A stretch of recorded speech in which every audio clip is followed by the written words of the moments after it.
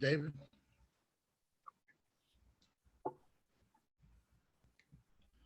Okay, good evening. I'd like to open the January 11th, 2022 meeting of the Bethel Planning and Zoning Commission.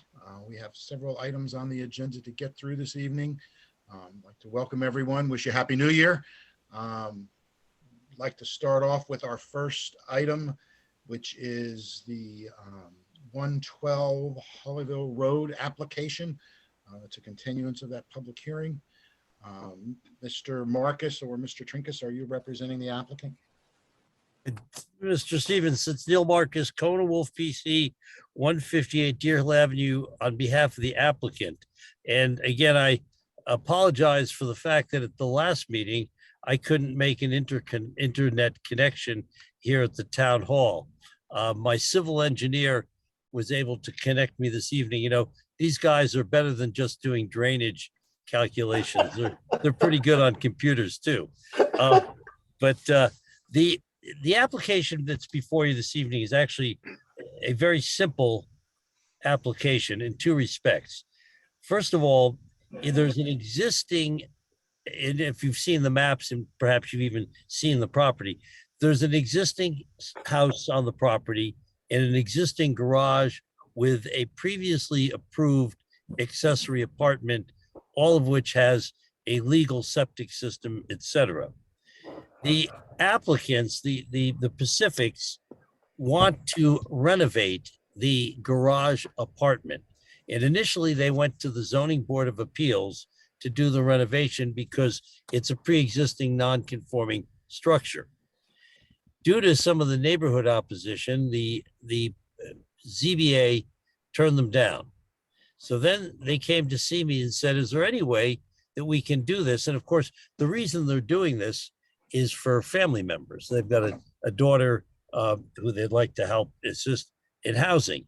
And during our discussion, it turned out that she would qualify under 8-30G at 80% of the state median income to live in the apartment that they want to create.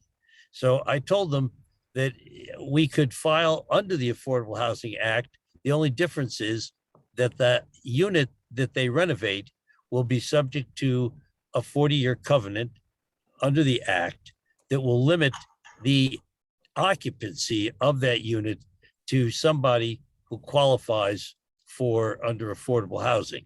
And they're aware of that, and they're willing to do that because quite honestly, this is an immediate concern for them. They're not worried about the long-term use of the property when they're no longer residents on the property.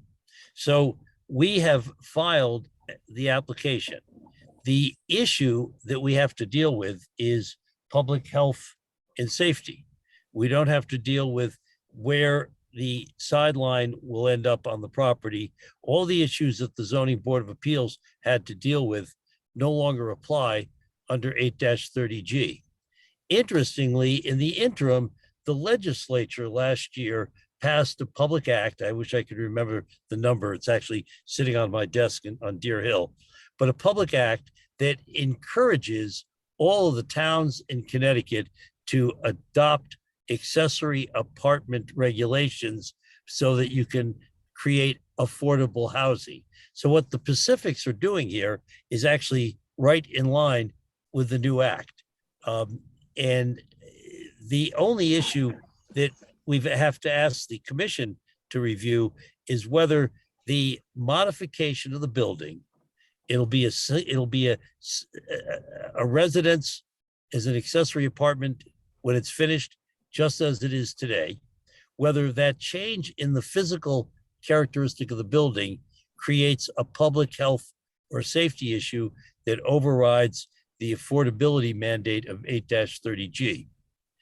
And quite honestly, I'm not sure that I can figure out anywhere in this application where that would be a concern. So you have before you an existing property, a concept to create an affordable housing unit.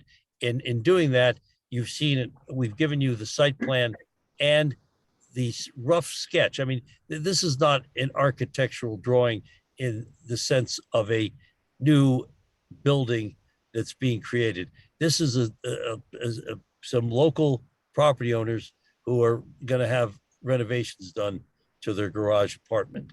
So I don't want to make it sound any greater. And as I said to the Pacifics this afternoon, I said, do not be offended when I tell you that this is not a major application. It isn't. It's really a minor application where they can take advantage of 8-30G in a way that it really was meant to be, because quite honestly, the need for affordable housing in Connecticut is at two levels. It's at the aging level of the retirees, and again, it's at the entering level of younger people who are just entering into the job market and can't afford the prices of housing in the state. And that's why the Public Act was passed. And that's why this application makes a lot of sense. So I'm prepared to answer any questions that you might have concerning the proposal that's on the table for you. Thank you. Mr. Chairman, could I interject just for a moment, because Mr. Marcus's time is limited, just to clarify a few things. I think that will help the neighbors. Mrs. Pacific came in with some architectural renderings of what they actually wanted to build there. All the rooms were identified and labeled accordingly. And I just want to make sure I'm correct in understanding it's a 1-bedroom structure that they're proposing. That again, I think that the Pacifics may be on. I'm going to say that is correct, but they can correct me if I'm wrong. Okay, because I think then we have to fiddle with the affordability plan a little bit, Neil. I think it might say 3 bedrooms. But we can take care of that. The other item that I just want to bring to your attention this evening is, I did speak to the chair prior to the meeting. I received a memo from the health department at 5 o'clock this evening. It's a 3-page memo. It is asking for engineered drawings on the septic and things of that nature. I know that these drawings exist in the building file. I know that there was something given to them, but unfortunately, I would like to defer from having to read this 3-page memo, but they're asking for an engineered drawing showing the location of the septic system and things of that nature. And I think that we need 2 weeks to straighten this out. That would make sense, Beth, because in reality, the very same health department in 1991 issued the septic permit. So we can find it in their records. I think it requires us to have a brief talk with them. I think you need to have a conversation. Yes, I agree. And I by the way, apologize. The lateness is not due to anything that our department did. The lateness is due strictly to the health department, and I'll just leave it at that. And if that's all we got, I would open up for conversation with the general public. So Mr. Marcus, again, will be able to be present to hear anything the public has to say, and the commission. I'm sorry, Ken, I just wanted to cover that. No, thank you very much. I appreciate that. So, do we have any questions or comments from the public? David, you can see everybody. Yes, just as a brief, just to interject briefly here, Chairman Stevens, for anyone who has used Zoom, the process for public participation remains the same. For anyone who has not used, for anyone who has not used Zoom, use the reactions toolbar at the bottom of the Zoom application. And there's an option in there for you to raise your hand. That lets us know that you have public comment. We ask that you remain muted while others are offering public comment. The first person that I'm seeing to offer is Richard Kolwitz. And I would just remind the participants, if you're going to speak, please state your name and your address before you address the commission.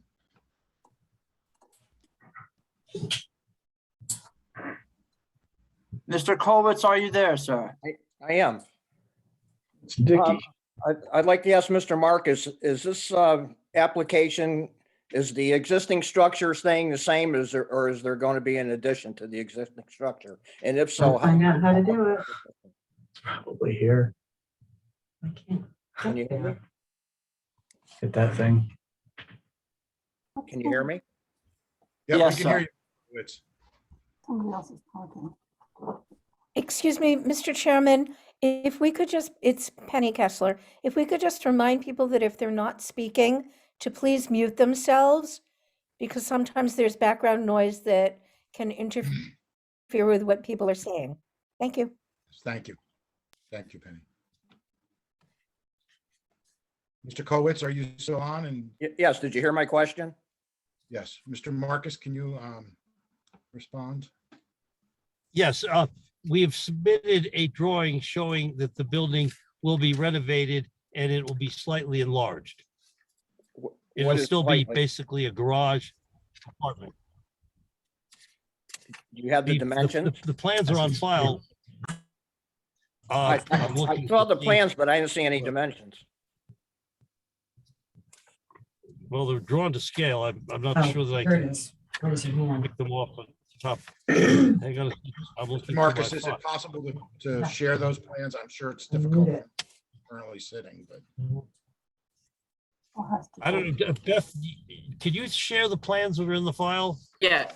David, can you share 112 Old Hollyville Road, please, from the drive? Yep. We'll bring up the plans. I can't do it from where I am.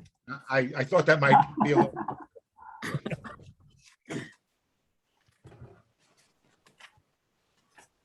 So may I interject a minute? With Mr. Kolowitz, but you didn't give your address yet. I'm sorry, I couldn't hear that.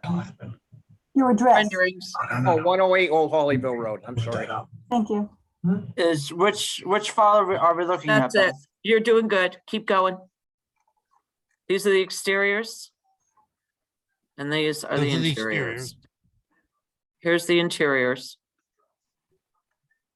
So the proposal is for, keep going. I have the have these garage 4 on- sheets. Okay. So you have the garage on the first floor. Yep. This is the exterior. Can you go a little bit? Because I don't know if I can read the dimensions. No, back the other way, David.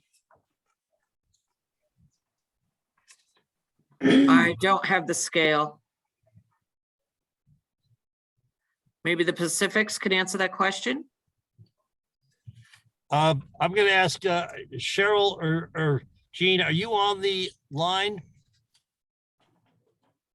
Yes, I am. Good evening, everyone. Gene Pacific at 1112 Old Hollyville. We are not going outside the footprint of the house that's currently there. It's 26 by 26, 2 floors. And we're looking to take the carport that faces east. It's a 10 by 26 unit. And we're going to make that the entrance to the second floor apartment. Thank you, Gene. Basically, it'll be on the same footprint. That is correct. Thank you. Does that answer your Thank you question, very Mr. Kolowitz? Yes, thank you.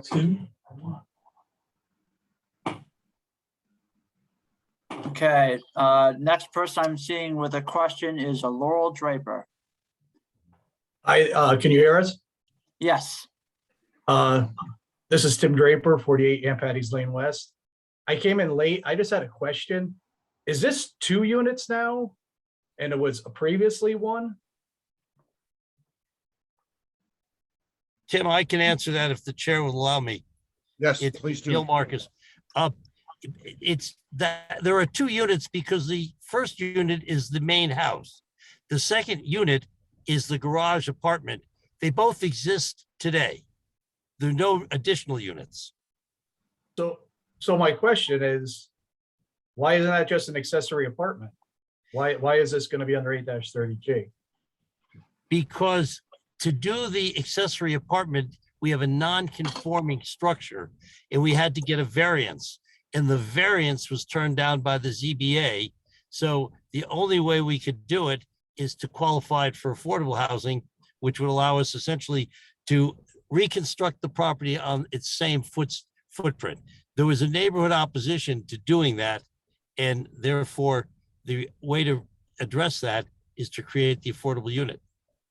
So in all reality, the Pacifics could actually put more units in on the property. If they wanted to and wanted to do the testing, and you're right. I mean, you're absolutely correct. They could go check and see what septic would be available and what water, but they have no desire to do that. They only want to improve the existing garage apartment for a family member. That's it. Understand? Yeah, no, I understand that. I understand it now. I came in late, like I said. So if this was approved at ZBA, we wouldn't really be going through these steps, correct? That is correct. All right, thank you.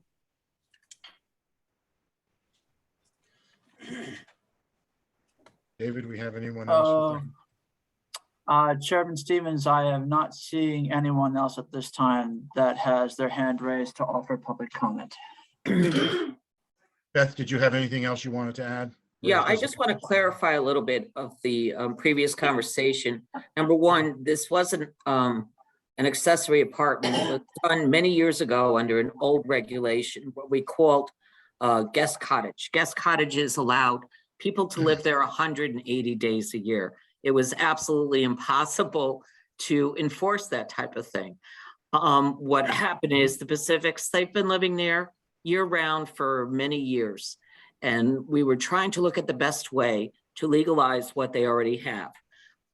They looked at the possibility of doing a variance through the Zoning Board of Appeals, but at that time, they were looking to do a larger increase in the footprint of the existing structure.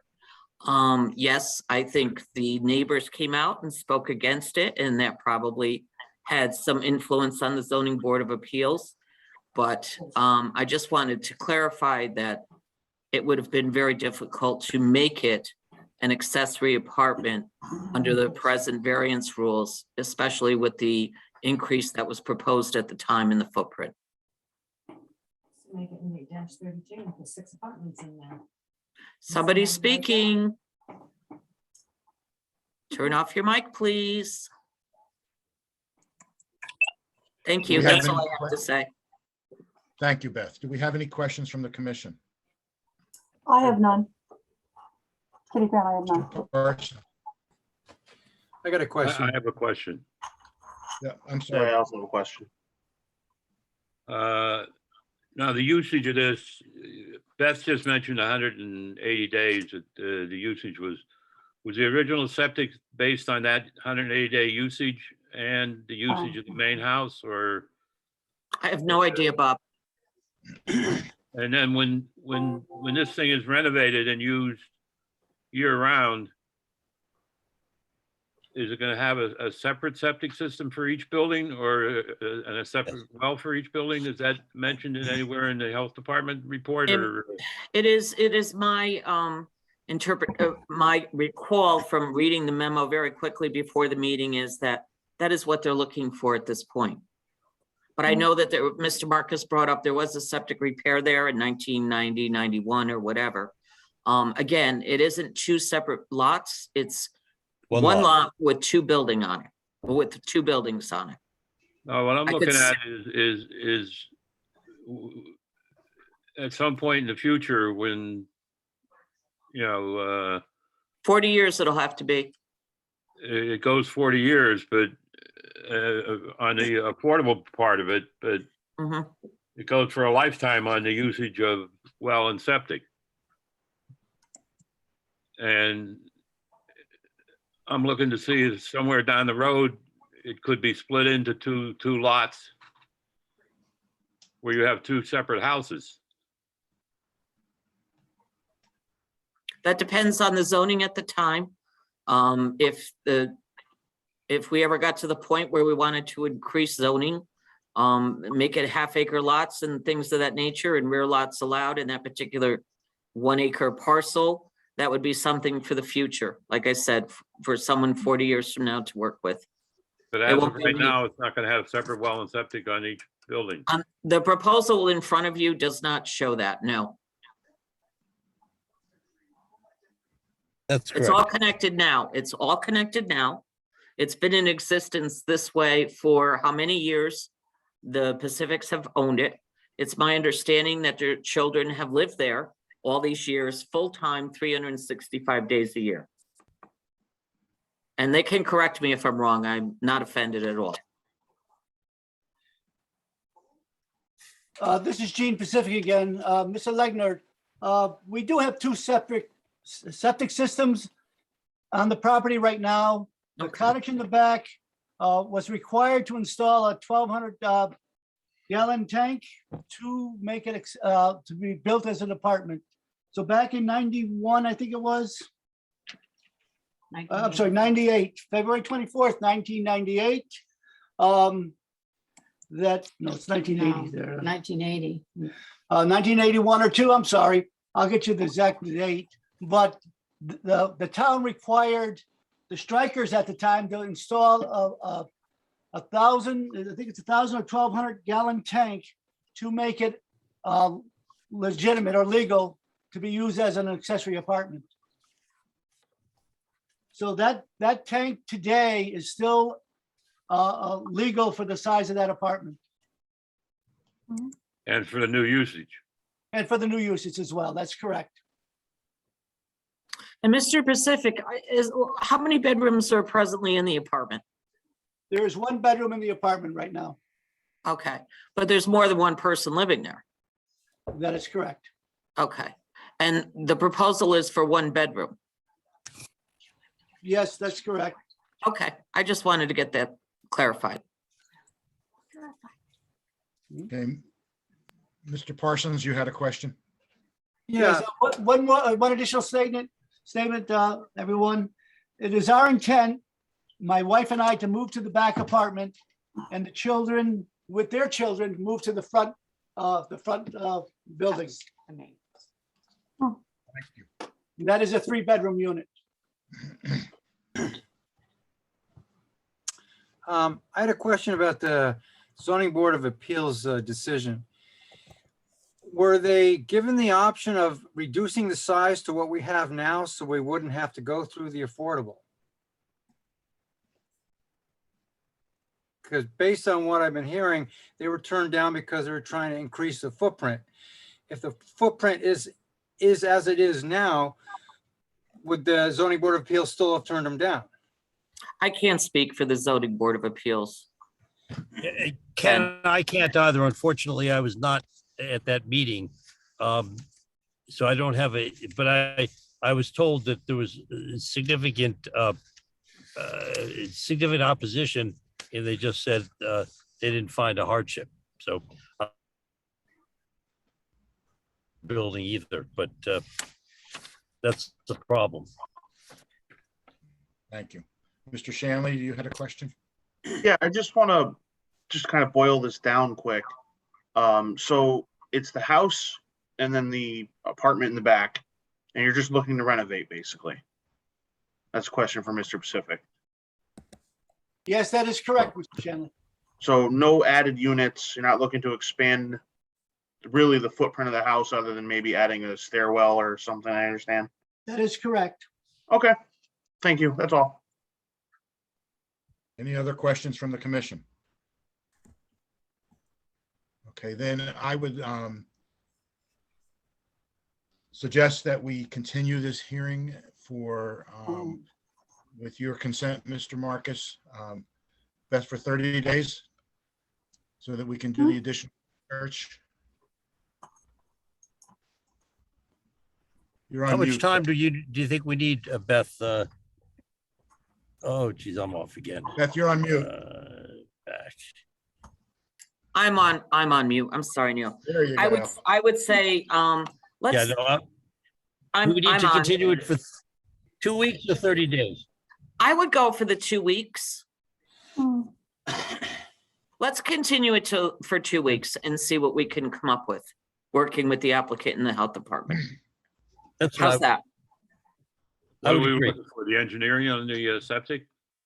Yeah, let's see what I'm not sure we're gonna need a lot of engineering. We got to talk to the health You- department. yeah. I'm looking I back agree. at some of the notes in my file. You know, I'm talking about the old records.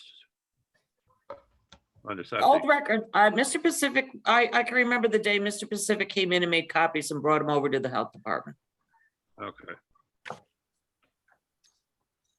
Okay, so I would say let's Yeah, continue for the 2 weeks. system, by the way, just as a follow-up, the system that was done in 1991 appears to have been designed by Peter Tavino, who's a professional engineer. I know Peter from years ago, but it seems to be an engineered system with all the drawings. And it was actually designed to serve a 2-bedroom garage apartment, which is now a 1-bedroom garage apartment. So we'll talk to the health department, and I think we'll have an answer in 2 weeks. Very good. Thank you for your cooperation, Mr. Marcus. You know, when you talk to them, could you have them get it to us as quickly as possible? Not 5 minutes before our meeting? That'll be my job. You know, by the way, Bob, yeah, I agree, because actually I checked the website for this commission late this afternoon to see what new submissions have been filed. And I did it too early because nothing had been filed or posted, obviously. So Beth and I will work together on that. We'll try to do Okay. that. Makes our job easier. Thank you very much. So continuing Thank you. this hearing for 2 weeks, which would take us to January the 28th. Added correctly. So the next item on the agenda is 6 Cindy Lane, affordable housing application. Thank you. Thank you for your time. Thanks. Good night, Neil. Good night, Neil. Good night. Go inside. Who is on the call representing the Gauthier application? Mr. Steve Trinkus. Trinkus, Mr. Stevens, and the engineer for Dave Gauthier. So I'm Thank you. representing tonight. David or Beth, could I share my screen? Screen sharing is enabled, Mr. Trinkus. Thank you. Bear with me 1 second here.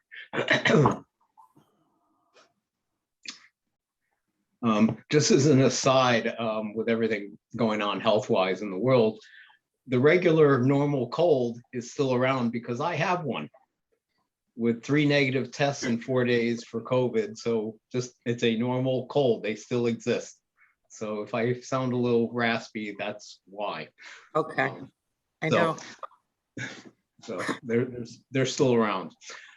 So we've gotten staff comments, I think at the December meeting or just before that. And as I was at a conference in California at the time, did not have a chance to address them, but we did at the end of 2021, and we submitted to the land use office a written response and revised plans dated January 3rd, 2022. One of the things I got today, which I emailed to Beth, one of the commissioners, and apologize, but I could not read my notes from the prior meeting, asked about, renderings of the 2 buildings.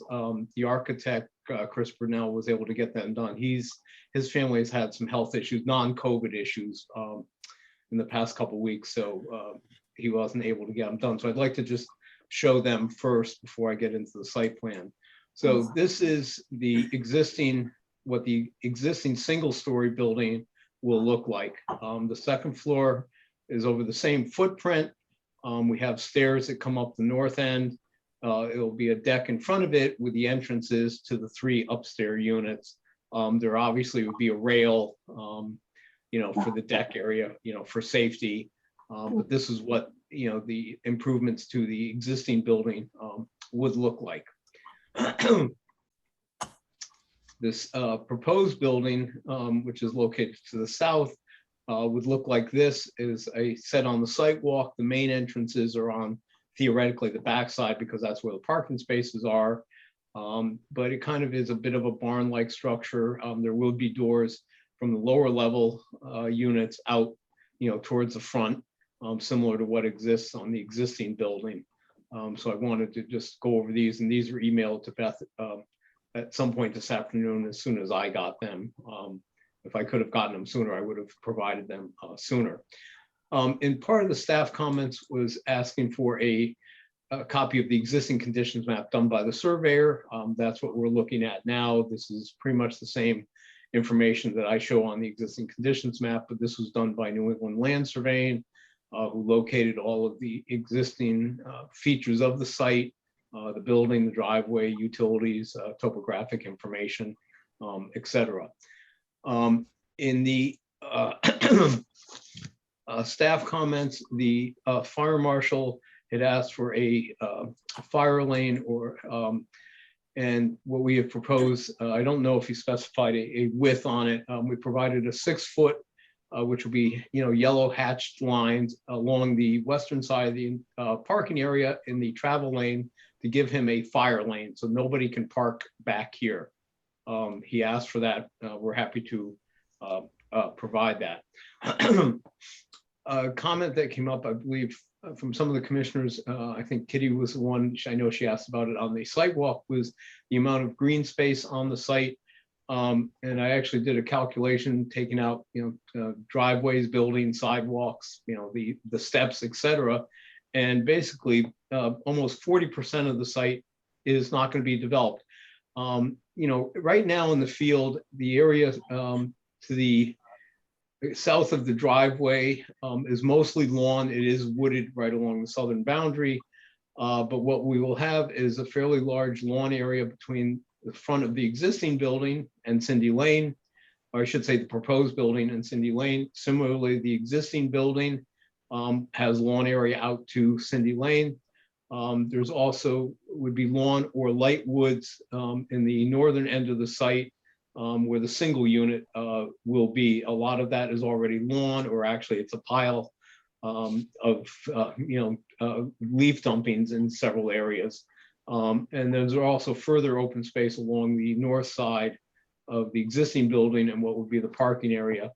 In the back area of the parking, some of this will be wooded where we're not grading. A lot of the trees out here are not overly healthy. Thinning them out actually would make the remaining ones healthier. But they're what we term early successional species. They grew up, after the site was originally mined. I looked at an original feasibility plan from 1973 that showed this whole southwest corner of the site being excavated out, and based on the contours there, they lowered the back corner of this by about 30 feet. From what was originally there. So in the 70s, I think this whole area along perhaps Cindy and some of it along Maple was likely mined for the sand and gravel that exists out there. There is no formal playscape or recreational area, but there will be plenty of open area besides that. Approximately 40% of the site will not be that way. So, Mr. Trinkus, may I ask? I'm sorry, may I ask a question? Sure. Quick. We were out there for the site walk and it was difficult to see some of the topography. And I'm new to this commission, as you may recall. I'm just curious, it appeared to me that there was some lower part of the property to the left of what's on the screen currently. And I don't know whether that's south or. Yeah, that's south. Yes, that's correct. In the southern area, it appeared to the untrained eye that there was a possibility of wetlands in that section right there. Is there any wetlands on the property? Are there any wetlands? No, there are not. Before we actually dug test pits with a machine for the stormwater management systems, I went out and dug several hand holes with a post hole digger, including some along the southern property line. And I had the same sand and gravel that I encountered when we dug them with a machine. So there were not any wetlands on the site at all. There was, where the drainage is through the middle of the site, I'm not sure when the town did this work, but there's a 24 and 36 a 30-inch pipe that comes from Milwaukee. I think this is the old brook that got filled in and piped all the way out. I think it comes out to over near where Toll Brothers development is. But that was an open water course years ago and then got piped through there. But it's been filled, so there's no wetland soils left along any of that path area. Yeah, it just appeared to me over there on that southern edge. Yeah, no, I actually dug some handholds out along that tree line there, because initially it kind of looked like there might be, but there wasn't. Okay, so, good. Right where you have the arrow is where I was looking, but thank you. Yep, we look. Public Utilities Director had just more comments about some of the construction details for public water that we've added to the plan. We also added notes that if it's approved, prior to the building permit, that, the project mechanical engineer who will design the, plumbing systems for this will provide the calculations for the water main sizes. We did add the existing water main that comes in from Cindy Lane to the existing building at his request. And the sanitary line, it was shown as proposed because that's what was shown on the original map, but I confirmed with the client that's where it enters the building as far as that goes. An issue that has come up on other applications is showing information beyond, the property lines. A licensed land surveyor, while they can trespass onto adjacent properties, it's only for the sole purpose of finding monumentation, say on lot corners, in order to tie in the existing mapping, but they cannot locate anything on adjacent properties unless they believe it's potentially encroaching. So taking from your GIS, we take this image that's on the title page that shows, all the structures in the vicinity of the site, but that's all we can do. We cannot provide, survey locations because we don't have the rights to go on those other properties as far as that goes. The Wright Pierce had a comment. Let me get to my grading plan here, sheet 5. In the southwest corner, we originally showed a modular block wall here, and Wright Pierce was concerned that with a typical modular block wall has a geogrid, that we wouldn't be able to have the geogrids go back because it goes off site. So what I changed this wall to was a cast in place concrete wall where the footing, it's a cantilever wall, but the footing comes out under the parking lot, and that's what holds the wall up. We modified that detail accordingly. There are modular block walls that you do not need the geogrid on, but I couldn't find a good detail for one of those, so I opted to show the concrete wall with the footing in front of it to, address that that particular issue. Let's see here. Behind the existing building, there are, existing steps out to the edge of the parking, and because our edge of parking does not line up with the original one, some of these steps will be extended, like the southernmost one, and then the northernmost one actually gets cut off a little bit, to match into where the new sidewalk will be. We also added a little piece of sidewalk from the end of the stairs at the north end of the building to the parking lot to provide, a safe access at that particular point. Currently, there is a sidewalk, a paved walkway from the front of the existing building out to the edge of the driveway. That's going to be eliminated, and we're just going to do a proposed concrete sidewalk in front of the building and then coming right out to Cindy Lane, because these the existing units on the first floor here, have primary access off the front of the building. We did not do it on the new building because, again, primary access is to the back side. We added some more bollard lights to the perimeter of the parking lot. I think those are shown on the landscape plan here. If I get to that one. Oops.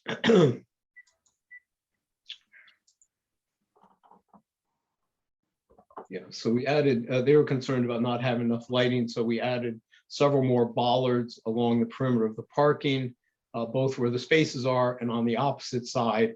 So there's adequate light without having, tall light posts, for this.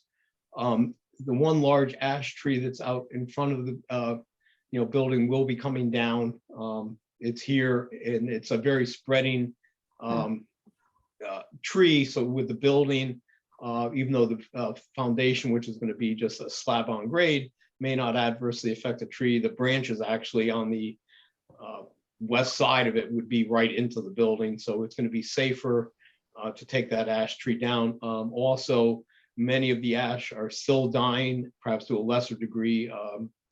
And, they're becoming a safety issue to have them around, because even relatively healthy ones have been falling over when, people don't expect them. So we don't want that to happen to that.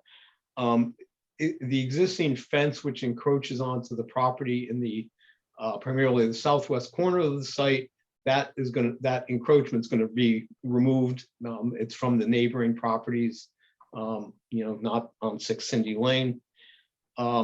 Wright Pierce raised an issue with the proximity of the underground detention system to the building slab, except if we had a foundation, which is legitimate under the DEP stormwater manual, but this is going to be a slab on grade, so I have no basement area, so I don't have a separation distance from the infiltration practice going forward. We have extremely well-drained sand and gravels out here on the site. The infiltration rates were very quick, and we, again, in modeling this system, took 50% of it, but based on the gravel that we dug up in holes 1 and 2 primarily, these systems, unless you had a storm probably in excess of 6 or 7 inches of rain in 24 hours, will never discharge. It will simply infiltrate into the ground going forward. We added on the smaller infiltration system out here along Cindy Lane to pick up additional driveway area. We added 2 4-inch PVC overflow pipes to finish grade, that anything that doesn't infiltrate would simply, bubble out the top. But again, it has to fill up the entire gallery and another 6 or 8 inches before it can come out of these 2 pipes, as far as that goes. We also clarified the grading to show that from this corner of the parking lot, Wright Pierce was concerned that water wasn't going to get around to the catch basin. We added spot elevations to clarify that. Gutter pipes, our gutters from the new building are going to be connected to the proposed drainage behind the building. Cleanouts are not put on gutter pipes, are not put on single family houses. We believe they'll be, typically on a length like this, the high point of the gutter is in the middle, and it pitches, to both ends and then comes out from there, as far as that goes. Let's see, we added cut and fill volumes to the title page. There's actually very minimal excavation occurring on the site. Just to tell you those numbers, there's about 76 yards of cut and about 63 yards of fill. So basically 1 triaxle of dirt is going to leave the site. They hold about 14 or 15 yards, and that's pretty much what our difference is.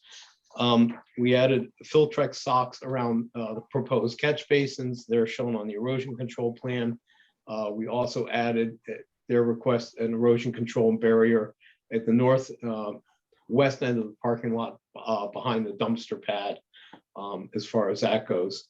And those, constitute the responses to the staff comments, and we provided all of the requested information. I'm not sure if they've had an opportunity to review it. I honestly did not have a chance today, as my head has not been feeling great, to check the website. But if they did provide comments, I have no objection to a continuance, so I can review them and provide any additional clarification that might be needed.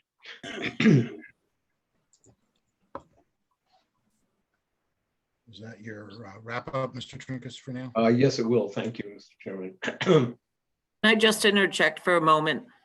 Steve, there were no new comments put in the drive for tonight's meeting, so you didn't miss anything. Okay, thank you. We appreciate the continuance. At this time, I know the public has had an opportunity to speak previously. I did want to take this opportunity to see if there were any additional comments or questions from the public while we're all here. There are several people on the call. If you would like to speak, you'll, as David instructed earlier, please use the function at the bottom of the screen to raise your hand. Recognize, please state your name and your address before addressing the commission with your question.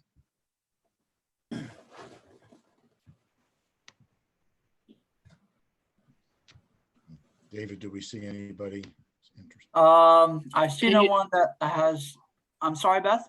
Can you take Steve's screen down so we can see the? Sure. Let me stop sharing, Beth. I'm sorry. That's Thank you. no problem. Yep, there we go. I see one person that has that wants to offer public comment. That is a Mr. James Kellerman. Hi, can everybody hear me okay? Yes. James Kellerman, 19 Cindy Lane. And again, I spoke at the last meeting and I just wanted to reiterate that there are multiple people on this call now that are opposing this build, and they're all opposing it for multiple, there's a multitude of reasons. A lot of the issue is based around the safety of the additional traffic that's going to be coming up and down Cindy Lane.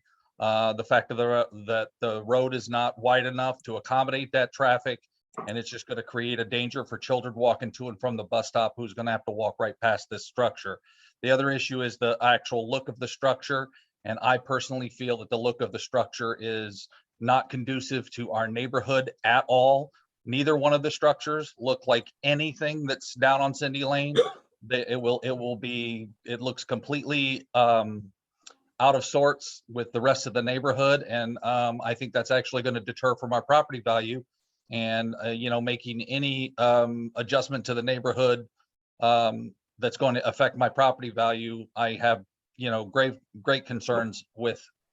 Like I said, these are things that I talked about the last meeting, but our children's safety, the water runoff is an issue.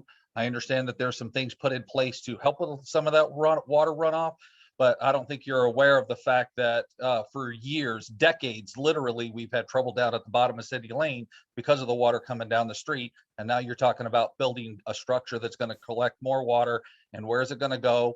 And even if water goes into the ground, it's still got to come up somewhere. And where's it going to go? Right downhill to the bottom of Cindy Lane, right across the street from where I live, right down here in this cul-de-sac. And that's also a problem as well. Thank you very Next, much. I'm seeing Lisa Delory.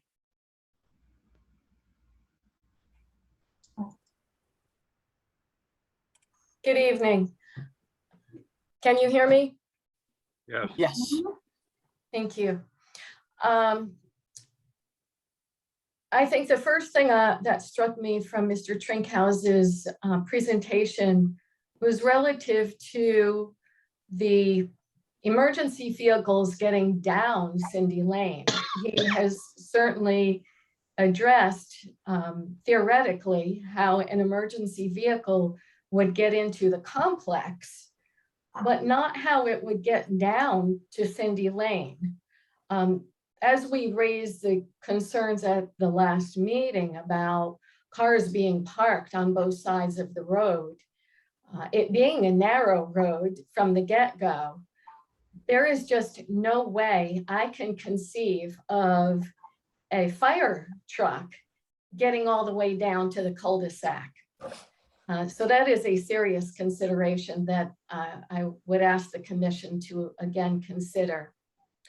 As Mr. Kellerman pointed out, there are so many concerns that we have. We have a very high water table here on Cindy Lane.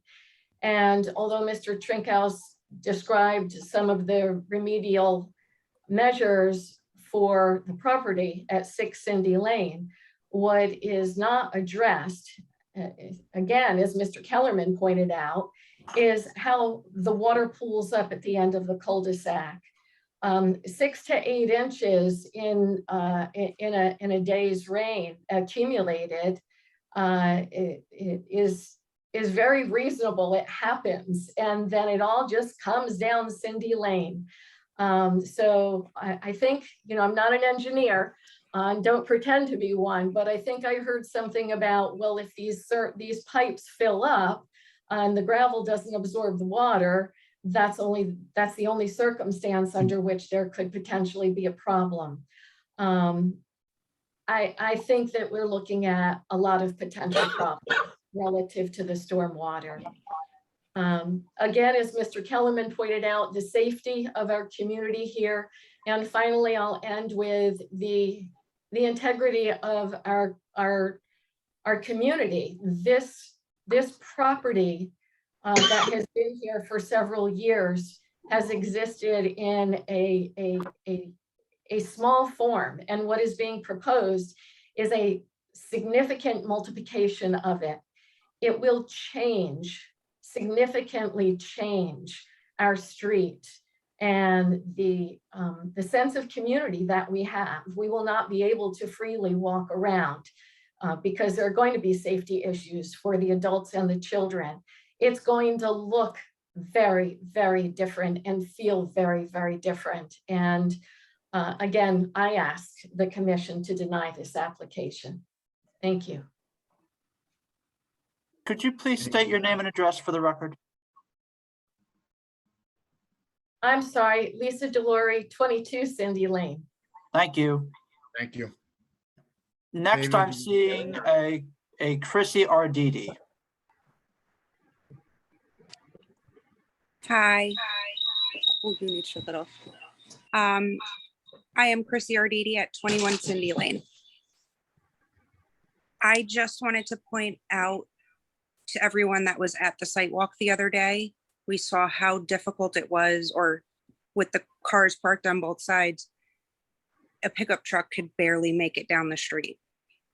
And this is going to be an ongoing issue. And I will go based on my children walking to and from the bus stop, as well as my neighbor's children and us walking our dogs.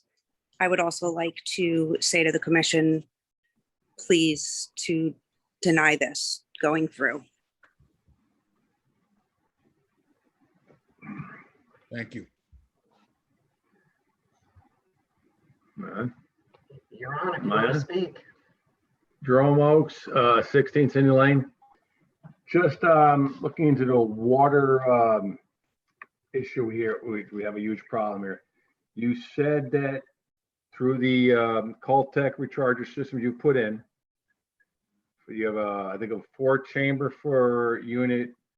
The new unit you're putting in, you have a 4 setup Caltech for the add-on to the 3 unit you're putting in. If there is a overflow that does come back into Cindy Lane, I understand that. Your recharger system, from what I'm understanding, from what I'm reading, you dug down 10 feet, claiming we had granular fill all the way down. Can you present me the report and the excavation company that did that for you? Because it was supposed to be done where the remediation system is going to, the Caltech is going. That's what you stated on your engineering report. You dug down 120 inches. That's 10 feet. Can I see that report?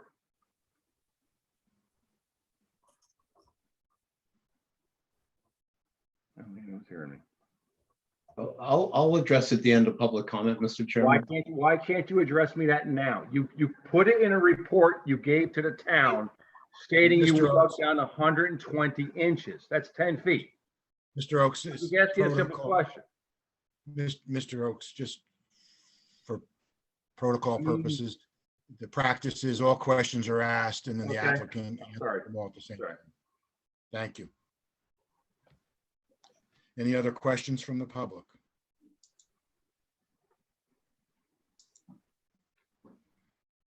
Okay, shall we move on to the commission? Any questions from the commission? Say that I want to speak. I'm sorry. Hi, my name is Michelle Kellerman. I live at 19 Cindy Lane. I've lived here since 1997, as I stated at the last hearing. I do have some concerns that we've seen in the past. Hold on one second. James, can you turn yours down, please? Thank you.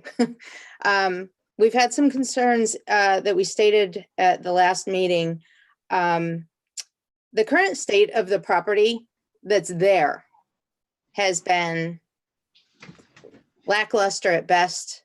You know, we've discussed the building supplies that are left on the lawn. It's basically not being taken care of now. So I feel like we're going to double that problem because we've not seen in all these years that property being taken care of. And now there's going to be even more of it and more people. And again, the traffic, it's a concern to me over how well this property is going to be taken care of.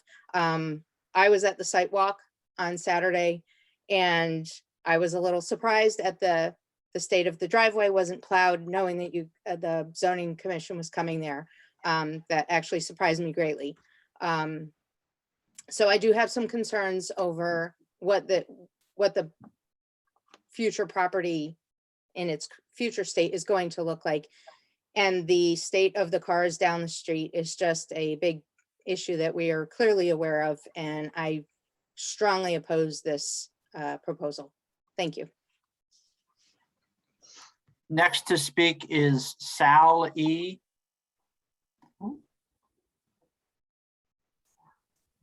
Hi, my name's Sal Esposito. The unit is behind me. I'm on 41 Maple Avenue. And as far as the guy keeps saying about the water, there's no water. I'm only 30 feet away from that. And they put an in-ground pool in my backyard. And they went down about 8 feet and they hit water. Yes, this was sand and gravel, but they went down 8 feet and they hit water down there. And I got a pump down there so that water doesn't affect my pool. So wherever he dug, he better keep digging. Number two, he's talking about putting a single family house there. Well, when this was built, the original builder shifted that unit over toward that side where that single family house is going to go. And then he went for a variance to put a house in there. And he was denied because there wasn't enough property there. And he actually went to my neighbor, Diane Kurtz, and tried to buy the piece of property there so that he could put a house there. So if it wasn't good then, why is it good now to put a single family there? And there's many reasons. I mean, they can't even turn around back there with 3 cars. You're not going to put that many cars back there. I already said this once. They went through the fence when there was only like 2 cars back there because they couldn't turn around. Now you want to like put 3 times, 4 times the amount of cars back there? No way there's that many cars could go back there. And the unit is going to look nothing like it, the rest of the properties. There's no reason that should go in there. No reason at all. And again, about the water, there's water down there. A friend of mine was going to buy that unit and he went down in that basement and it was all damp down there. So therefore there's water down there. And you're talking about, does the town have an easement on that pipe that's in there? Could they build anywhere near that pipe? Which I don't know if they could, but there is you got a pipe there. How far do they have to be away from that? So the town, if they have to get into that pipe, are allowed to get into the pipe. Because I know, again, Mrs. Kurtz, she has an easement on her side of her house. She can't put anything near that because the town has the right to go into that pipe. For all those reasons, there's no way he should be able to do this. Too many cars, too many people. And that's about all I have to say, and I hope you listen. Thank you very much. Thank you, Mr. Esposito. David, do we have anyone else? There's not appear to be anyone else with public comment at this time, Mr. Chairman. Thank you very much. Anyone from the commission? Mr. Trink is going to answer first? I'm sorry. Isn't All right, Mr. fine. Trink going to answer questions? That's fine. I'll wait till we all ask, but go ahead. I'd be happy to, Mr. Stevens. Thank you. First off, on sheet 4 of the submitted plan set are the soil test data that we dug. This was dug by a small excavating contractor, Barrett Cram from Groundworks, ran the machine. I was out here. I logged the soil test holes as the engineer, and they are on sheet 4. And we were down 10 feet in the gravel with no water at them. In the design of the stormwater management system, the DEP Stormwater Quality Manual, which is a guidance document for us engineers to follow, we have to take 50% of an observed field infiltration rate when we actually design an underground system to provide a factor of safety in the design of the system. In addition, in this case, having sand and gravel, you're going to have a lot of infiltration occur. but there's also an outlet structure that has smaller pipes in it that restricts the outflows if the cul-de-sac begins to fill up, and meters of water back out to the 30-inch pipe that runs through this site, that town drain. It does not go out to the Cindy Lane drainage system. It goes out to that 30-inch pipe. And the town regulations require what's called a zero increase in the peak rate of runoff for the 25-year storm. We're providing a zero increase from what's called the water quality storm, which is 1 inch of rain in 24 hours, all the way up through the 100-year event. So we exceed the town requirements by providing actually less than zero when you get up to a theoretically 100-year storm event. As 90% of our annual rainfalls by rainfall records are 1 inch or less, this system is exceedingly over designed. You can look at, I have rainfall records from Westcon Weather Center for 3 years, and 85% of those storms were 1 inch or less in 24 hours. So this system being designed for a 25-year event, which I believe the NOAA, what's called the NOAA 14 data, came out of Cornell University, is around 6+ inches of rain in 24 hours. When you get 90% of your rainfall events occurring as 1 inch or less, and it's designed for a 6-inch storm, there's substantial factor of safety into this system. Regarding, I believe, is Mr. Esposito's question about the single-family residence. Yes, the existing building could not have fit in the north end of this site because of the zoning setbacks. The single unit that we have, by not building a big rectangle, does fit within the zoning setbacks, and that's how a single unit can be placed in the north corner of the site. Then it does conform to setbacks. The parking areas do conform to the Bethel standards. The spaces are 9 by 18, and the background area is a 24-foot aisle. That's what the regulations require for any parking lot in town. Regarding the existing drainage pipes through here, I am not aware what storm these may or may not have been sized, or if even calculations were done way back when this was replaced by the town of Bethel years ago. It's also conceivable that at the time these pipes were put in, that maybe some of the areas to the south of Milwaukee Avenue, which drain to that water course, were not as developed as they are today, and there very well may be more water coming down to these pipes than was originally anticipated when they were put in place. But that water is being piped through our site, and it's a town of Bethel issue. Two aspects to stormwater management is, surface runoff and or underground water. Cindy Lane, obviously, as we saw on the sidewalk, is a very flat road. It's got very little pitch to it, and therefore it's not uncommon. And I've been out there where I've seen fairly good sized puddles along the road a day after a rainstorm, because the water doesn't have any pitch to tell it where to go, so it will pond in low spots. That's a surface water issue. Groundwater issue is different. A lot of sand and gravel areas, and this was especially true with the old Bethel sand and gravel where Toll Brothers developed. That was around when I grew up in Reading, and many times went there with my father to get sand for little projects at home. It's not uncommon in a lot of these sand and gravel areas, which was all of Maple Avenue too, that you get lenses of what's called dead sand within the coarse grained materials. And the layers of dead sand are actually almost as restrictive as a hard pan layer, because it's very fine sand, very fine silt, and even some clay. And it can perch water, even though you've got sand and gravel soils above it, it can perch water on top of that layer of dead sand. That's why it's imperative we don't get dead sand when we're doing, septic systems, because it doesn't let water go through it. And that's not uncommon in any of the areas that you'll find sand and gravel soils. Moisture in the basement is not necessarily indicative of groundwater condition. Moisture in the basement is condensation. Your concrete walls are cold. Moisture in the air will, get onto the walls and condense. Masonry block foundations, while you think a concrete block is impermeable, they're not. They're actually quite porous. where I grew up in Reading, our basement, which was built in '54, had, cinder block foundation walls.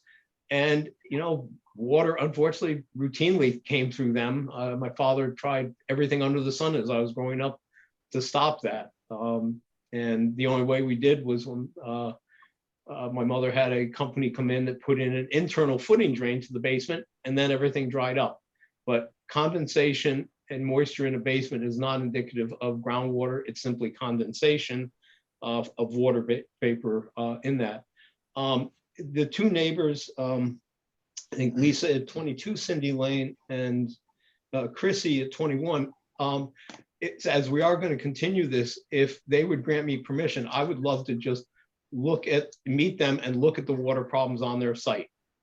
I'm willing to do that, to take a look at it if they would like me to. Beth could provide, if they're interested, Beth, you could provide my email and or phone to them. But I'd be happy to go take a look at it to see what is causing the issue there, as far as that goes. When we were out there on the sidewalk on Saturday, yes, we parked along both sides of the road, mainly because we had snowbanks along both sides of the road. Other times I've been out there without the snow. There's been a garbage truck that has come through, even though I'm parked on the side of the road. Even a fire truck is 8 foot in width. They're long, but they're 8 foot wide. They're not that wide of a vehicle. And again, for all the time that Cindy Lane has been, existed, I'm sure emergency vehicles have routinely gone up and down that road if necessary. The road is level and it's relatively straight. And that's not going to change by this development. We're not encroaching onto the roadway in any shape or form. In addition, on the stormwater management system, even though it's not necessarily mandated by the town of Bethel, we are addressing the water quality, because as we pave areas and you have roof areas, we increase the pollutant loads that are generated by the impervious surfaces. And in this case, there's what's called an ADS water quality unit, where that runoff from the first inch of rain is directed to that, and then larger flows go right to the gallery system, so that we can trap sediments, we can trap hydrocarbons within the treatment system, so they don't get discharged to the groundwater. So it's an improvement to the stormwater that excuse me, currently runs off the driveway. The driveway was plowed on Saturday when we were there, because we walked up it. It's not correct to say it was unplowed. It was plowed, and there were 3 cars in the back parking lot. The existing parking lot clearly does not conform to what the current standards are, but that's what was actually shown on the 1973 plan, for that house. I think that's, all of the comments I have to say. We did show the emergency vehicle coming in and turning around in the site, and that's the aerial truck. That's the largest fire truck the town of Bethel has, and generally as most communities, that is the fire truck that we use. It clearly can make the 90-degree turn from Milwaukee Avenue, coming into Cindy Lane, and make the turns back out. You have that little cul-de-sac, I'm not sure what the road name is, just north of this site to the right, where, if the fire truck goes all the way to the north end of Cindy Lane, they can back up and they can do a 3-point turn. That is not unusual for a fire truck to do on small, roads in an area like this. They're very used to doing that. So emergency access is not being compromised by the development at all. Thank you. Thank you, Mr. Trinkus. And before I open questions for the commission, I did want to make a statement and read something into the record. We were in today of an email with an attachment from Garrett, and I apologize if I mispronounced the name, Gizowski, Gizowski. And I'll read the memo, and then I'll read what was attached to the email. I apologize it wasn't loaded to the website, but it was received too late in the day to get that put in. So again, it's from Garrett Gizowski, and it's addressed to the Bethel Planning and Zoning Commission from Gary and Monique, 5 Cindy Lane, Bethel, Connecticut. Reference 6 Cindy Lane application follow-up memo. Dear Commission members, our concern for this application continues. Beyond the concerns expressed in our email dated December the 13th, 2021, as well as our neighbors in attendance at your December meeting, we are uncomfortable with the way this project has been proposed. We have already expressed our lack of confidence that the property will be maintained after construction due to the current condition of the building. Also, in the attached message exchanged between the owner and I, dated November the 2nd, 2021, the intent of the owner speaks for itself. This is troubling to us. You can see why we discussed the proposal and any subsequent counter proposal. Also, to further the awareness of safety concerns, I have attached a photo that illustrates minimal room for an emergency vehicle to travel down our street when there are two vehicles parked on each side of the street across from one another. Regards, Gary and Monique Jazowski. And what's attached to it is a text exchange, which reads as follows. November the 3rd, 2021, 3:50 p.m. Just found out today you guys own the property directly across the street from us on Cindy Lane. 8:41 p.m. Yes, I saw you passing, but never had a chance to say hi. Don't worry, it isn't as bad as it sounds. We don't want to do 13 units, 10 new ones. We had to submit a crazy plan to the town and are waiting for them to negotiate down so that we can do what we want. But it will involve the field across from you. Next is, it's just that it's an eyesore now. Those pavers have been lying on their lawn for well over a year. We have to look at it daily and the poor people that live there. Mr. Trinkus, I would ask what it is that the applicant is actually applying for, if indeed it's not what application was presented to the town. The application presented, Mr. Chairman, is an 8-30G. We had email discussions with Beth prior to submitting of what we'd like to do would be to do several duplex units, not the new building, and not under 8-30G, similar to what I believe the commission did with the DeLuca property off Maple Avenue, but is in the current zone, duplexes are not allowed. So that can be a discussion that I can have with Beth and show her a conceptual plan. And she can discuss that, with the commission, separately. As far as that goes, we'd like to do the duplexes as market rate units, not under 8-30G. But again, we could not propose them under the current zoning. So hence the 8-30G plan. And can we identify who was speaking? That was Mr. Trinkus. Oh yeah, Mr. Trinkus. I'm sorry, Bob, I didn't identify myself. Okay, I would like to have Mr. Gauthier state for the record what exactly he wants in regards to this application that he has in front of us. In regards to this being an 830G application that's presently in front of us now, whereas Steve, you and I have been discussing this application since March of last year. It is a great expense, a waste of time for the town of Bethel to continue with this. If we cannot hear from Mr. Gauthier directly and find out what is going on. Hi, this is Valerie Gauthier. Thank you. Our intent initially, before we filed, was hopefully to do duplexes, as Mr. Trinkus stated, but we weren't able to file that those plans, I guess, due to zoning. So as of now, we are moving forward with the 13 units. We had anticipated the town would request some changes, but as of now, we are filing for the 18 units under the affordable housing. 13, I'm sorry. So that is our intent. Thank you very much. We appreciate your statement. Beth, anything further at this point? Beth, did you have anything further? Yeah, I just wanted to clarify. So we're going to stick with the crazy plan that you've submitted, as you stated in your text message. Yes, as of now, I mean, we were hoping to make it a little bit more attractive, but as of now, this is the plan. And we actually, I agree, it's been a lot of time and a lot of money. So this is our plan, yes. Thank you very much. Okay, do we have any follow-on questions from the commission at this? Yeah, Ken, I have some questions. And Certainly.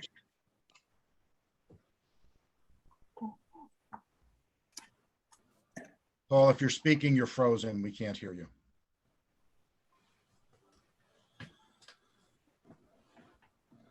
Paul?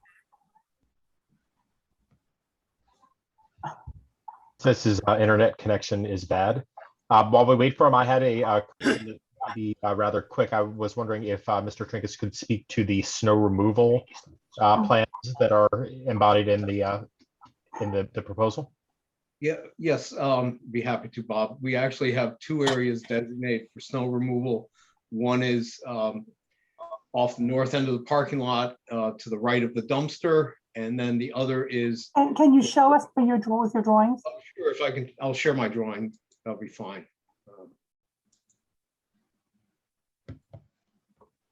We actually have them designated. Let me just find which sheet they're on so I can show you that.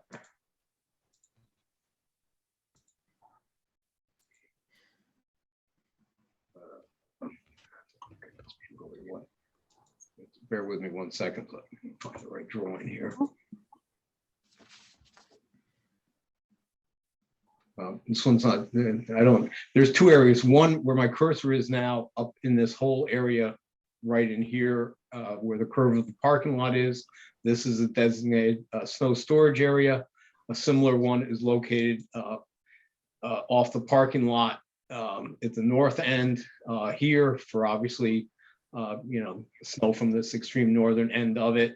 Those are the two designated areas. There's a third area out in the front yard, if need be. I don't know if it was back in 13 when we had snow pretty much every week for an extended period of time. I think I know why the layer's not showing up. It was inadvertently turned off, but there's another area here. And back at that time, people were stockpiling snow everywhere simply because there was no place to put it. But we have three areas designated on the plan. I will turn that layer on. I'll just resend Beth the PDF tomorrow, but there are designated areas on the site plan.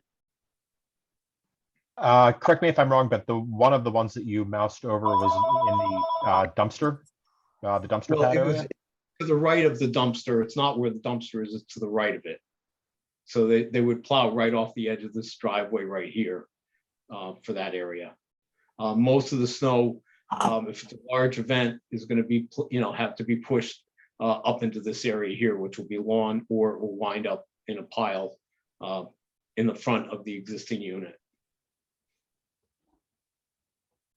Not within the town right of way, it would be, on our property.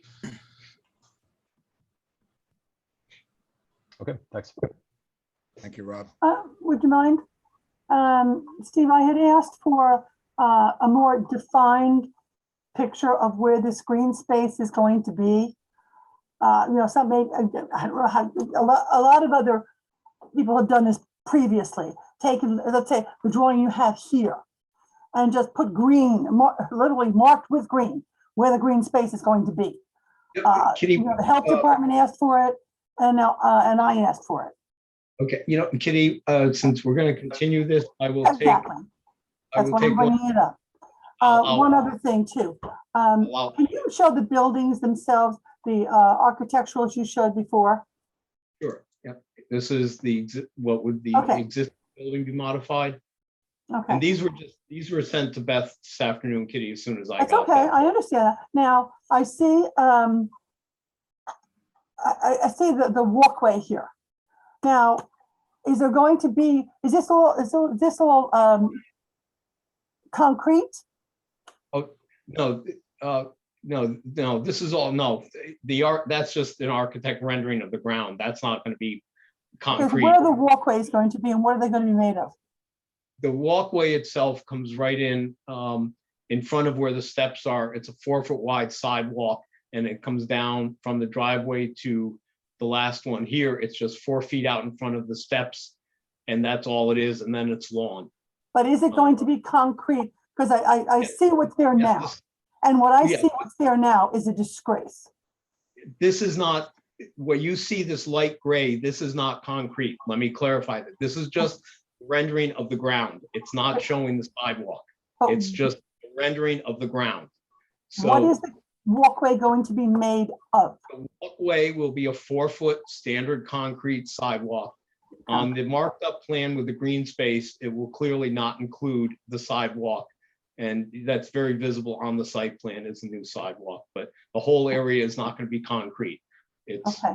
And are just the the buildings, rendering by the architect. I'm sorry, the other buildings where the entrances will be in the back, Correct. can you show that? That's right. this. Now, what is this walkway going, obviously there has to be a walkway, right? There's no, let me A go back to this. sidewalk, a walkway, whatever it's going to be. Just go back to the site plan here. Here's the new building, Kitty. On the Yeah. back side, there is a 48-inch sidewalk between the Okay. building and the parking lot, because that's where people are going to park. The primary entrances to the ground floor units and the internal stairs to the upstairs units are all on the back side. On the front side of what is the side of the building facing Cindy Lane, there is no concrete sidewalk at all. Those doors will open up to simply lawn area. So they're not going The to front have, doors are going to open up to grass? no, the front doors are on the back side of the building. Oh, all I right. think the doors on the east side of the new building, think of them as the rear door out of, off your house. That's, So the rear door is going to be the front lawn? they're gonna come out onto the lawn, yeah. The units, this new unit is facing the parking lot because that's where the primary access is for all, all units. There's, 3 ground floor units with doors right into grade. And then there are internal staircases into this building to get upstairs. So that's why all the main access points are here. Okay. On the back side is simply a rear door for a matter of convenience, like all of us have in our Okay. homes. We have a front door and we have a Okay. rear. So now that you've said that, this proposes an interesting question for me. Because you're going to now have 3 units in the back that could be handicapped accessible? The ground floor units, yes, could be in the new building. And therefore you should have handicap spaces? Well, they don't have to be handicapped under 8-30G. Well, They but could under be. affordable housing, don't you think there should be? They're not mandated under 8-30G. We're not proposing handicap units here. And we're saying, so what I've seen with all the affordable housing we have, none of them that have been proposed that I have seen have ever been designated for handicapped people. Why is that? Are handicapped people not in need of affordable housing? It generally may be done where there is a building with an elevator, Kitty. I have clients that have done larger projects where with an elevator, there are handicap units. But in all smaller ones that I have done, and I think many of the other ones I've seen, there have not been handicap accessible units. That would be a better question from Attorney Marcus, quite honestly. Well, I'm just thinking, maybe it should be food for thought. Maybe you could put, have these as 3 accessible handicap apartments.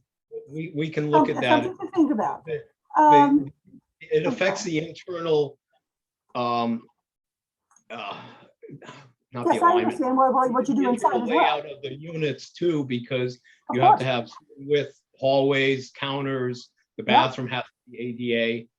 We'd have to look at that, and I'll have to discuss it with my client. Okay. And I'm just waiting to hear, I see you have a problem with our health department, but that's your problem.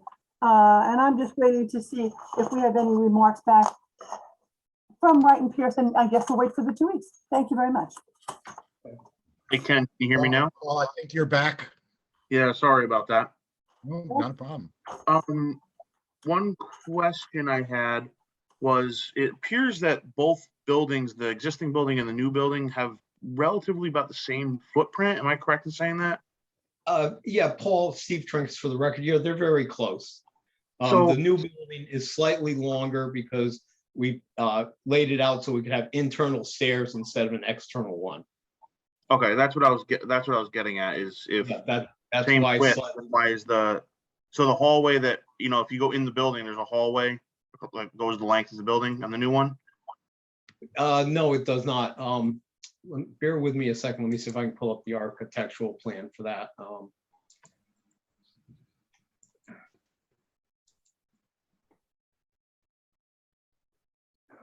I'm just trying to understand why one will look like the motel and one doesn't. Yeah, let me just bear with me one second here. Let me find the right plan for that. I didn't realize it was you. I just did. Kitty, mute yourself. Kitty. I think I found the plan. I just need to get in the right view so we can see it properly.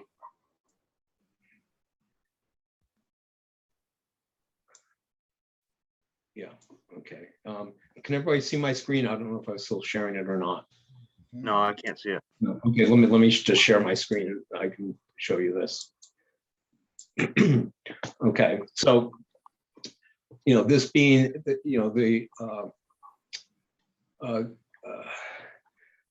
is a new building. Yes, let me see here, first floor plan.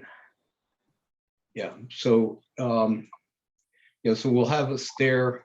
I think, look at this. I looked at this before. Now I'm losing my concentration to it. Just a second here. Okay, it's a single unit. Yeah, this should be the right floor plan. So we have the stair coming up, to the second story building, to the second floor of the building. They're internal stairs. For these, and I'm corrected. The entrances for the first floor units are on the front side, and the backside ones are the ones that come up. They're the upstairs ones. So I will be adding a very small sidewalk to the front of the building because that's the entrance to get into the lower units. I thought we had them the other way. Okay. But there are 3 sets of stairs coming up from the back parking lot to the upper units. And I'm just going to have a small sidewalk in front to connect to the parking lot for the front units. You have a rear elevation of that building? Excuse me? Do you have a rear elevation of that building? Yeah, I think so. Hang on a second here. Yeah, let me just.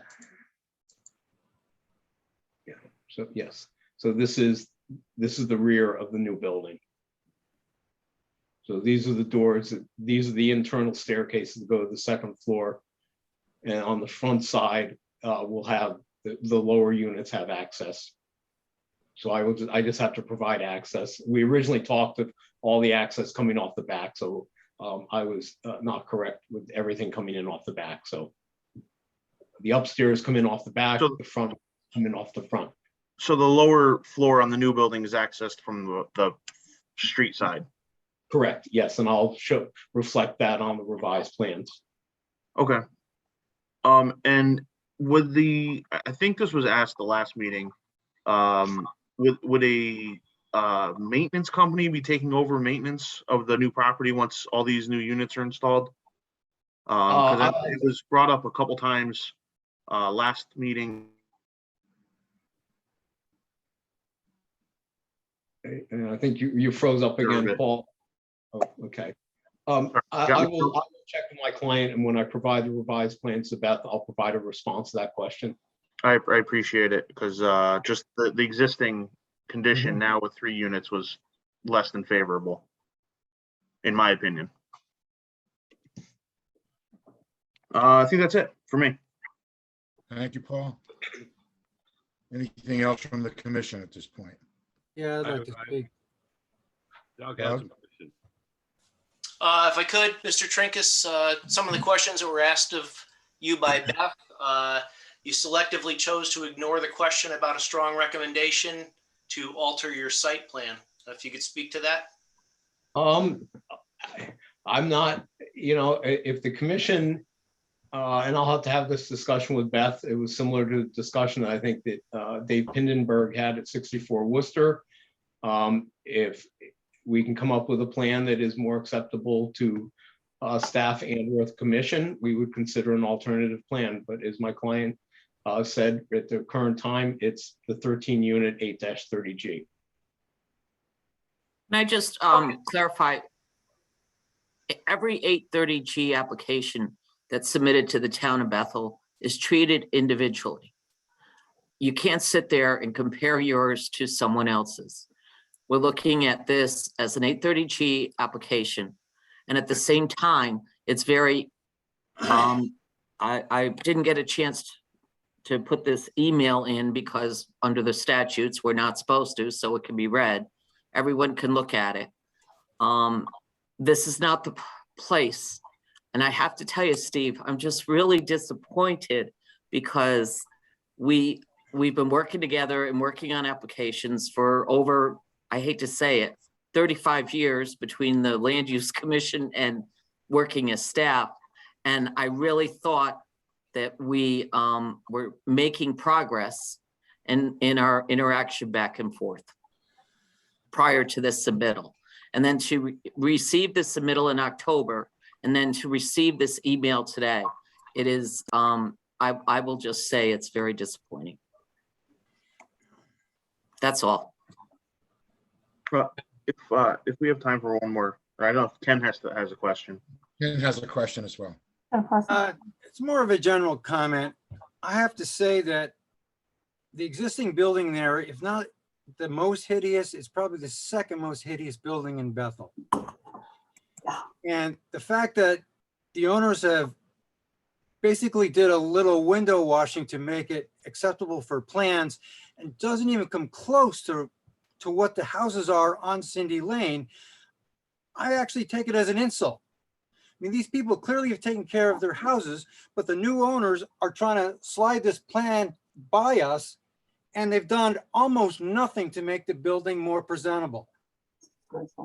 And I'm very, very disappointed. Thank you. I have a question. Going back, For the I know record, that, Penny Kess. oh, I'm sorry, Penny Kessler. Going back to the parking issue, now we're hearing that the lower level of the new building, the entrance is in the front. The parking, where is that? For the lower level. So that is still in the back. Yeah, Is that correct? Penny, all of the parking is behind both buildings. For Okay. for those 12 units, it's all behind. Single unit has 2 spaces to the south of that actual unit. All right, terrific, thank you. And going back to piggybacking on Kitty's question about disability access, people with disabilities, is there, I hate the word handicapped, but is there what we now call handicap parking anywhere? Does that exist? There is not, because there is no handicap units.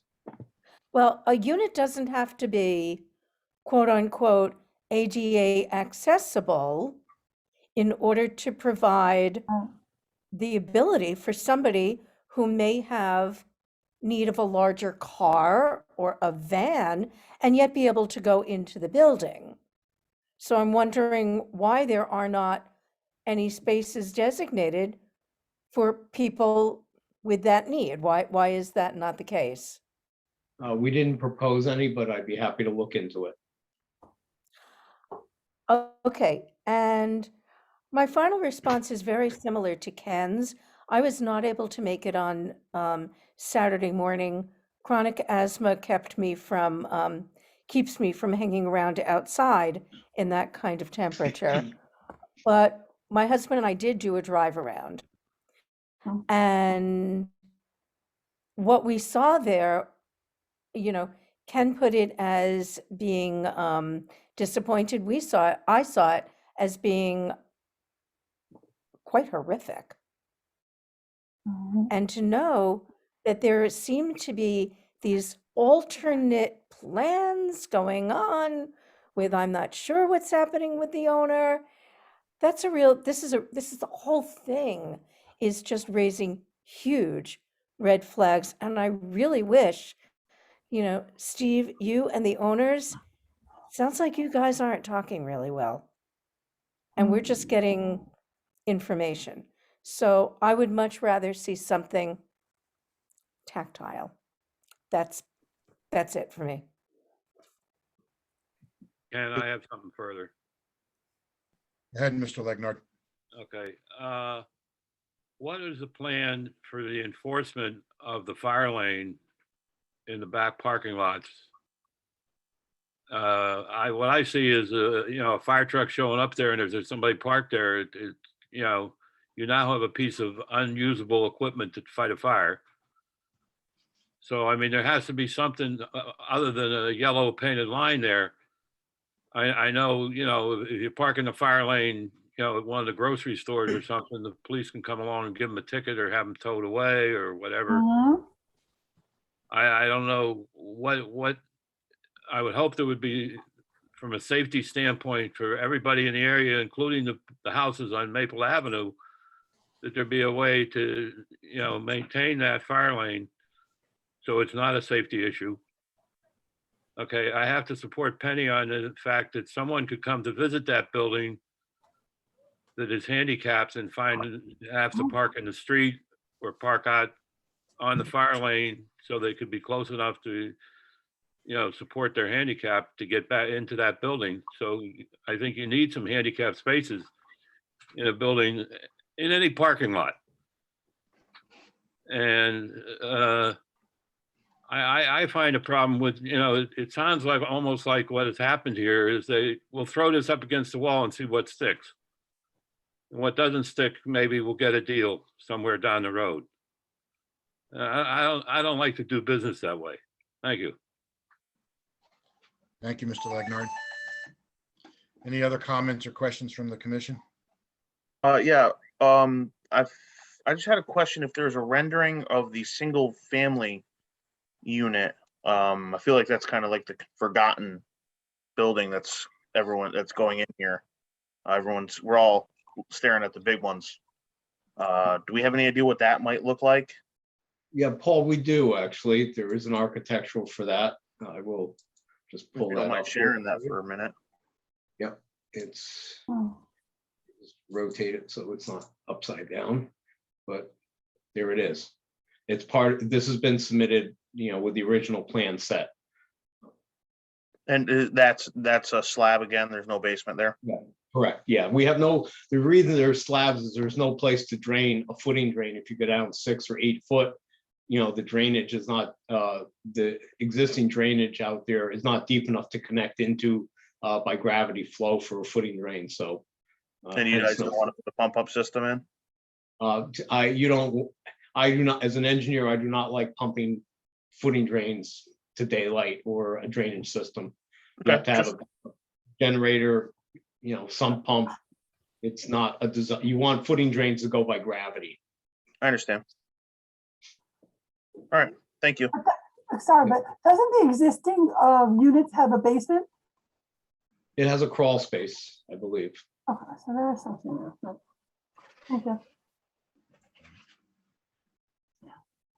Yeah, I just have a statement related to the snow removal, going back to my previous point. I've been looking at the PDF of the plan. The geometry of it just doesn't seem to work for me for how you would be able to get a plow to maneuver snow in that direction. And if it's piling up in other areas, I would think that would create a public health and safety issue with fire access as well. And if there was a snow event, even a relatively small snow event, let alone a 2 or 3 footer. I know we've forgotten what those are like these days, but we know it's possible. So yeah, the more I'm looking at it, and especially, again, with the dumpster pad area that you were pointing to over there, it doesn't seem like there's room to get between that and if there was a vehicle in the spot. And again, the plowing, if there are vehicles present, I don't see how that could work. Very difficult. Yeah, I agree with you, Rob. Well, I do too. Very much so. Steve Trinkus to address the snow. First off, plowing of any parking lot, like in these spaces, the plow guy is going to backblade the spaces to pull the snow away from the back of the buildings to where he can plow it off to the side, generally the western side of the site. These are not using big dump trucks. These are using pickup plow trucks, and they maneuver around and move it. In the years that we haven't had large snow in a long time, as Robert said, you know, but we've had them in the past. And in many cases, snow gets plowed, you know, within the driveway, and then you bring a backhoe in and you move it from the driveway off. That's the reality. If you've got 3 feet of snow, you can't plow 3 feet of snow. It just doesn't work. So, you know, they bring in a rubber tired backhoe and they scoop it up and they dump it off the driveway. That's just the reality of snow management. But this is easy. This parking lot is no different than, you know, the town hall lot or any of the other commercial lots that are in Bethel. As far as snow management, we have a place to put the snow. You know, for most snow storms, it's going to be plowed there. It's not going to be a problem. But this is a place where people live. A town parking lot. People don't live there. These people have cars that live there. Stephen, when you were pointing out where you were doing the snow removal before, it was darn close to where the fire lane was, and I worried about that. The guys that do snow management, Kitty, know how to do it all the time. That's what they do. I hope you're right. Equipment, and they do it. If you're in an apartment building, yes. If you're home, you park your car. Generally, if you've had, say, a foot of snow, the plow guy will plow a lane. He'll plow the travel lane so that that's open. The people will come out, take their cars out of their spaces, you know, pull them temporarily onto the road so he can plow the spaces, and then they pull them back in. That's how apartments plowing is managed. I have a client that has large buildings, 90-unit buildings with that parking, and that's how they do it. It's Penny Kessler again. I want to piggyback on all of that, if it's okay, on the snow removal and things like that. So far, the upkeep of the current property is dismal. What guarantee do these neighbors have that the owners, the current owners, are going to do any of this quite expensive and quite extensive property maintenance, especially when it comes with snow removal? To build this project out is a very expensive process, and the owner is not going to let that go fallow, for lack of a better term, in the field. You know, the existing building has not had a lot of maintenance. There's no disagreement with that. But to put in the second story, re-side the entire building, a new roof, there's a substantial expense. And I think if you look at the other projects that I've been involved with, I think 91 Worcester that Tim Draper did, and 49 Taylor Avenue, you know, they've been upkept very well. This is a major investment for the owners, and they will ensure that going forward. I understand, and thank you for that. But as Beth put it earlier, we're not comparing this project to any other project. We're comparing an apple to an apple. I have this very big concern because of what I see now that has been left there. Quite frankly, I was not even sure where the property was when I first went out driving around Bethel looking at the different properties. So I have no idea how long that property has not been maintained, or has been maintained is a bad word, in such poor condition. But from what I understand, it's been quite a while. So I'm just very concerned here. That's another flag.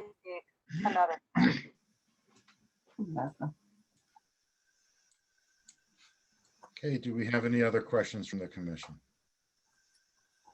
Okay, no commissions, and I promise not to talk about snow removal. But I'll double down and just second what the public has said and what most of my peers on the board have said here. That just some of the comments made tonight show that there's possibly a misunderstanding between property owner, engineer, whatever role Steve's playing today, and some other folks. But at the end of the day, listen, if there's some other ideas floating around, I could think of about a dozen reasons why we should collectively put our heads together and say that there are safety issues here. There are safety concerns here. There's psychological impacts. There's all sorts of impacts that we could cite for 830G. And we should, they're telling us that I'm pretty sure I heard the engineer and the owner both say that, and the email that was read in that we all heard, that they're open to other options and we should explore those. It's too bad. Unfortunately, this is a huge systemic problem with 830G. It's a fuzzy math problem that builders exploit. And, sometimes it's you say what you will about people that say that, me, whatever. But at the end of the day, it's an impossible task to try to reach 10%. It just doesn't work like that. And unfortunately, it turns into a catch-all for every project, to the point where, as a commissioner, sometimes I wonder what am I doing here? If every job's going to go through because it's under 830G, who cares? Why am I here? What am I doing? Replace me with a bot. It's just gotten to that point. Every application is like this. So if we have an opportunity to say, hey, you know what, pump the brakes, and if we need to deny it, if that doesn't cause us or anybody else any great financial burden, then that's the direction we should at least consider going. Mhm. Yeah. Thank you, Mr. Tibbetts. Anything else? Rich, just please understand, this is all going on before the application was made. Oh, I know. I'm not mad at For anybody. It's months all good. and months. No, I Okay? get it. So, and you'll have access to all that information and all the back and forth before the next meeting. No, all good. Okay. All good. Thank you. He said, I guess one major concern I do have, and there's not really a question, but more of a comment, is the added traffic on Cindy Lane. And now I know this building is at the beginning part, but there's no sidewalks in Cindy Lane. The school bus doesn't go down Cindy Lane. The kids all walk down there. You're going to double the amount. Think, what'd you have for parking spots? I have it written down. 24, I want to say, without looking at the 24. I don't think there's 24 houses on Cindy Lane. So if you say that every house has 2 cars, you're literally going to double the traffic leaving for work in the morning. And I wouldn't want to raise my kid and send my kid out in the morning and say walk to the school bus knowing there's double the amount of traffic on the road that there was when I moved in. If every one of the units has 2 cars, you still don't have enough parking for them. Well, that too. I know their parking. I know their parking is in line. Out on the street. Yeah, I know their parking is in line with what Bethel requires. So we can't gripe about that. I wish there was some handicap spots. I wish there was a visitor spot or 2, because right now, if everybody's home and grandma comes to visit, she's parking on the street. And yeah, again, it's not a huge. There's no sidewalks. You're just asking for trouble. That's all I got, Ken. All right. Thank you, Mr. Shanley. Beth, did you have anything else before we move on? I'm sorry, you're on mute, Beth.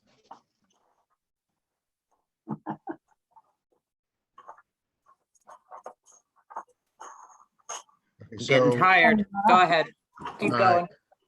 So I would ask Mr. Trinkus and Mr. Gauthier to grant a 30-day continuance so that we'd be happy to.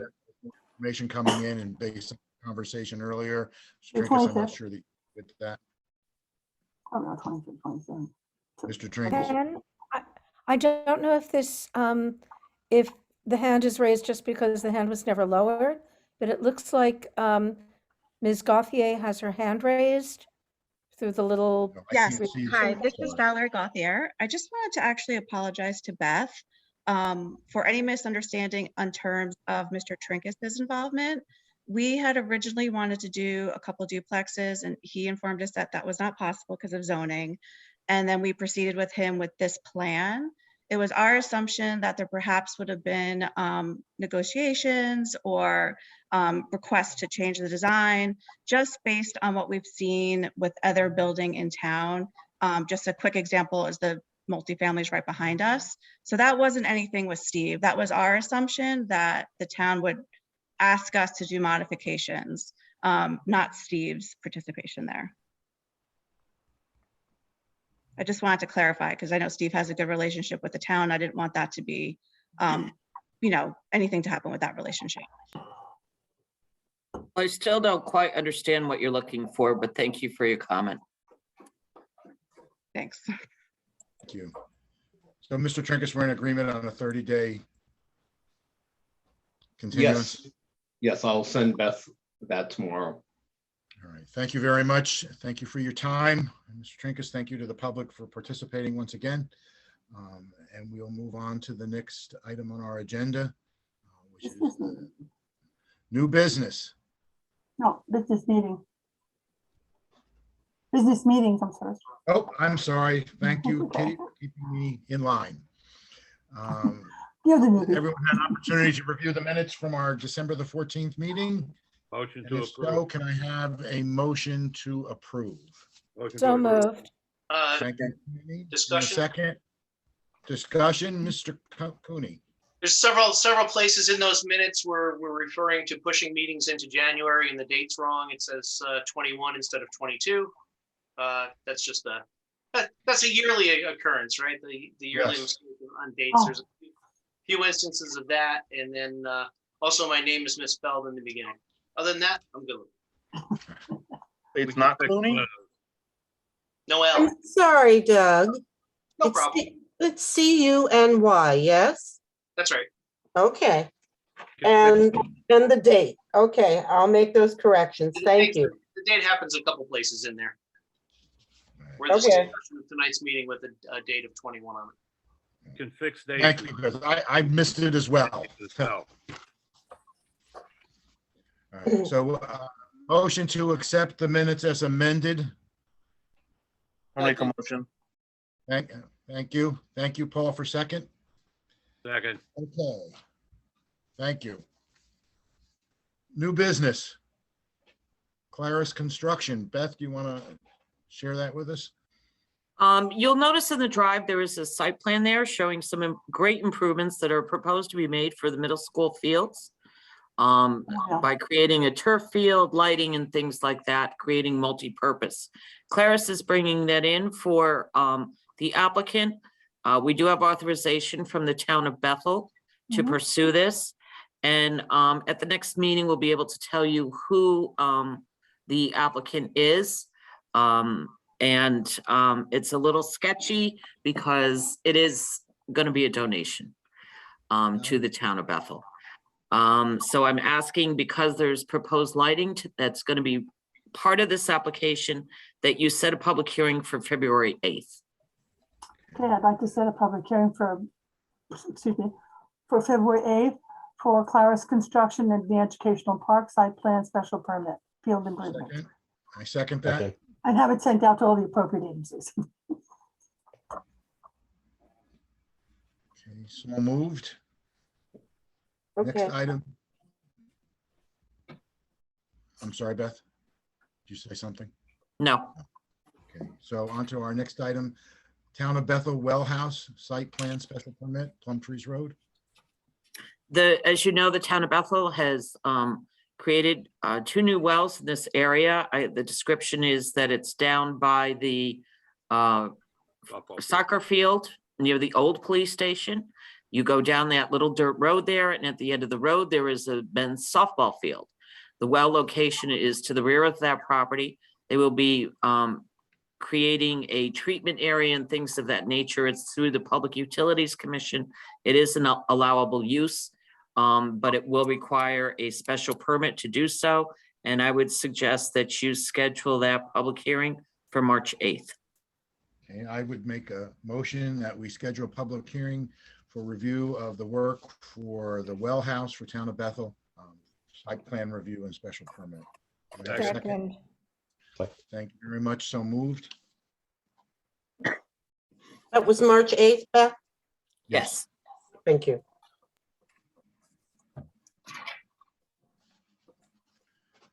Okay, Next next on the- item. Go I'm ahead. sorry, go ahead, Beth. Go ahead, Beth.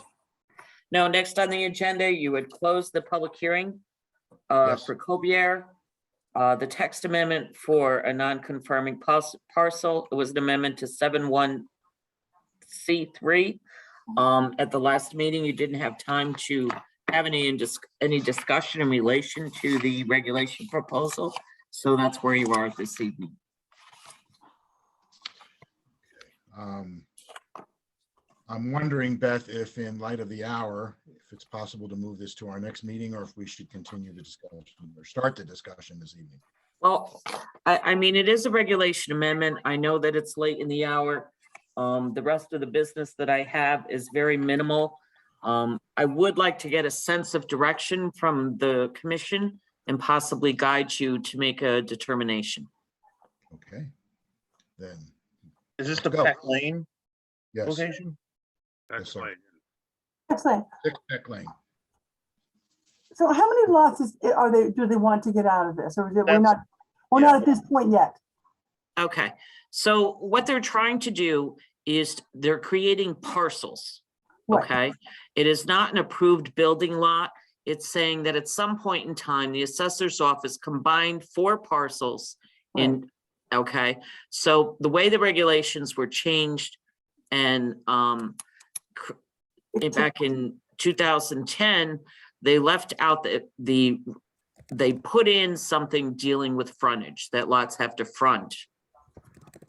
And so we lost all 4 parcels. Right. Right. So what the applicant is asking for, and excuse me, I'm struggling here. I am. I'm going through all this paperwork here. Yeah. That's what I'm doing. Yeah, me too. I had it right here. So the most important thing about the regulation change is that my concern was that we are creating building lots. Okay, basically what we're doing is making them parcels, separate parcels. If someone wanted to come in and build on those lots or do something with them, they would have to meet all the criteria dealing with engineering and health and safety and things of that nature. If you recall, there was one small parcel that was part of this conglomerate that was very minimal in acreage. And as the applicant stated, they will be merging that with something else because it is a particular buildable piece of land. And Beth, may I ask a question here? I thought I heard during the last meeting that the intent is to sell the property as parcels. And would the current owner or would the purchaser, or doesn't it matter, be responsible for bringing those up to code to be building lots? Correct. Whoever owns the property, if they wanted to do something with the property, they would have to meet certain criteria of the town. So regardless of whether they own it now and sell it or not, it's up to whomever the owner is at the time they wish to build. Correct. I apologize. I had everything here and I'm looking for that. The rules of frontage would apply to those parcels, or do they not? No, they will not. Okay. So my understanding was because this is a text amendment that this could have ramifications for other properties in town, right? So You're right. Yes, it could, because it is a text amendment. It's not just dealing with one particular piece of property. It would affect other parcels in town. So Beth, I would just, ask, for your expertise on that. Do you see any issue, any, potential unintended consequences from that, or other properties that, that could use that text amendment to, take advantage of the town for that?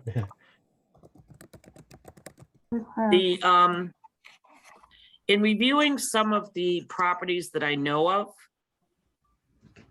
that have parcels within them, and then they're few and far between. One was 150 Putnam Park Road, which has resolved. That was going to be part of this. That could have been part of this. That was the one that I knew of. There's one out at the end of Aunt Patty's Lane. I think it's the Draper piece. Mr. Draper owns several parcels out there, but they haven't been merged to his property. Does that affect them? Not really, because you have to understand they still have to get some form of a driveway to reach the road, and that is going to involve easements and all kinds of things of that nature. Plus, the driveways have to meet certain criteria for the health and safety of the proposed person. For example, we require a 25-foot easement. There's grading and things like that. We require a 12% grade, pavement, all these things that come into play under the zoning regulations for development.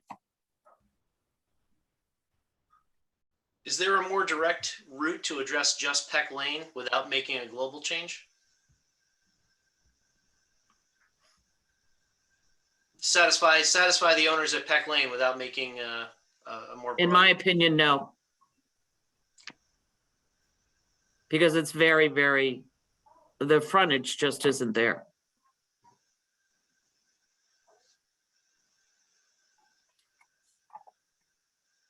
I think it's a reasonable solution because it's not affecting building lots. So even if it's not, you're not giving them a green light to say, here, you got 4 buildable lots.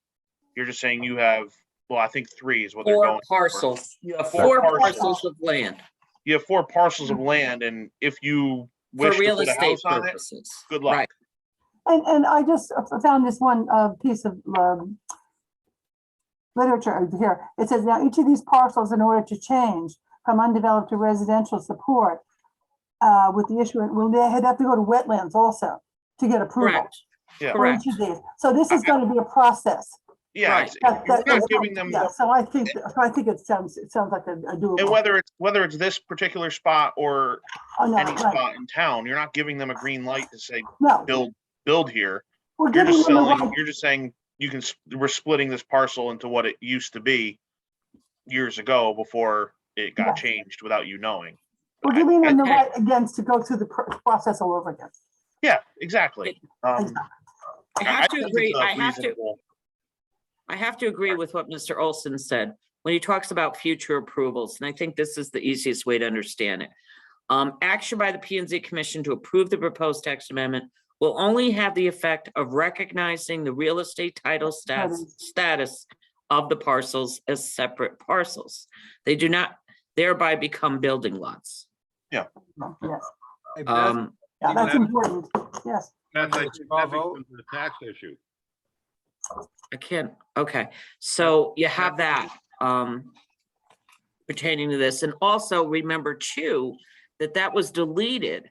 The verbiage was there, but it was deleted in the 2010 regulations. Right. And trying to do research and figure out why it was deleted, I haven't been able to find anything. Probably just an accident sometime. No, I mean, I'm sure there was a reason. Okay. Yeah, but to me, it makes sense to go through with the text amendment. So I would vote yes. Bob? If these aren't building lots, I see how this problem probably got magnified through the assessor's office. If they're not legitimate building lots, they're probably taxed differently than if they were. Correct. And that's probably the crux of the whole problem here. That's what they're trying to straighten out. So these parcels can be sold to somebody else. And I think Peter did assure us at the previous meeting that our approval doesn't make them building lots yet. Right. Absolutely. That's very definite there. Yes. They're challenging too. They're pretty landlocked. Yeah. Very landlocked. Yeah. Oh, they are. I went out. Yes, they are. So I would be in favor of approving the text amendment. I would be as well. Should we take a vote tonight?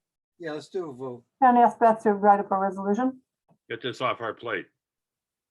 My suggestion would be, if you want to do it, you can do it tonight. It's very basic. Someone would make a motion to approve the text amendment for section 7-1C, non-conforming parcels as presented. with an effective date, what's today, the 11th? Yes. I know nobody likes how I do it, but this is how I do it. Effective date of January 15th, 2022. I So either do them on the moved. 15th or the 30th. Second. So moved, what Beth said. I second what Beth said. So I'll make a motion. Thank to you, Ken. approve- I'll make a motion to approve the text amendment for non-conforming parcels at 6 Peck Lane. And the text amendment would be to change section 7.1.c.3. Do I have a second? Second. Thank you, Penny. All in favor? Aye. Aye. Any against? Any abstention? So moved. What can I also say, can you amend the motion to include that you don't find it? We have standard, again, I'm sorry, I'm a little tired. We have standard information that we attach to it saying that it won't be detrimental to the zoning regulations or the plan of conservation and development.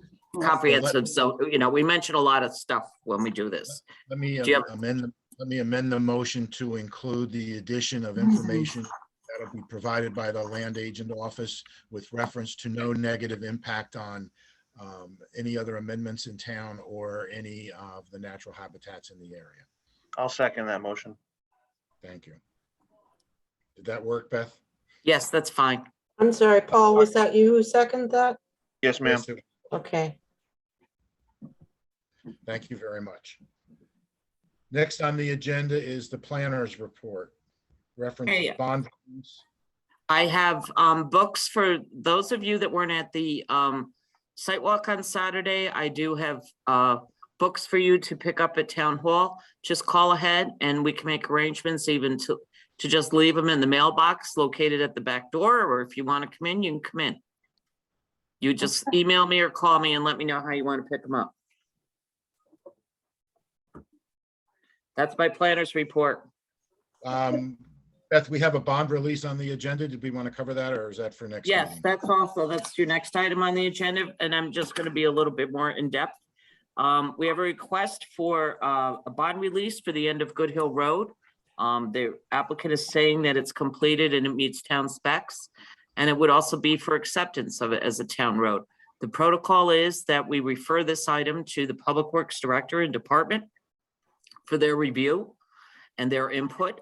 And once we review that and receive that, we can release the bond and make a recommendation to the Board of Selectmen for road acceptance.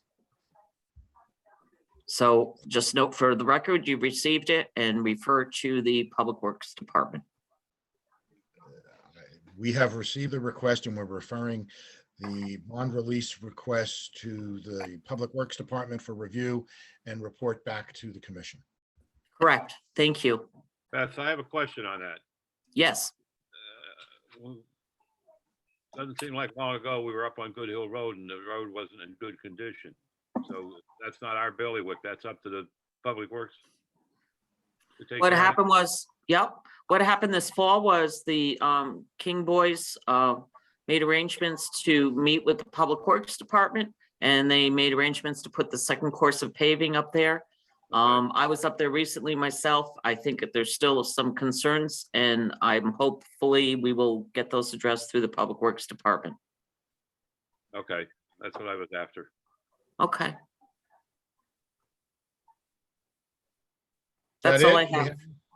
Thank you, Beth. I don't want to keep the commission any longer.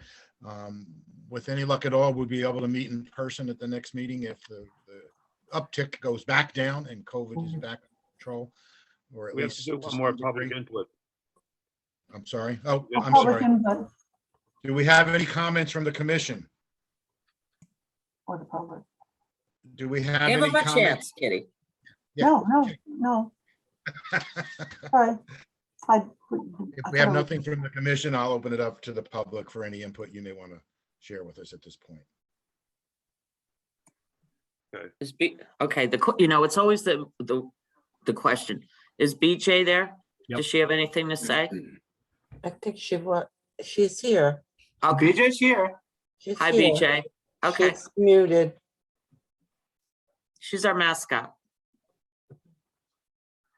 Okay, that's it. Hello, BJ. Okay. We're All done. right. We're done. Do we have a Good night, motion all. to close? Motion So to moved. adjourn. Second. Second. All in favor? Aye.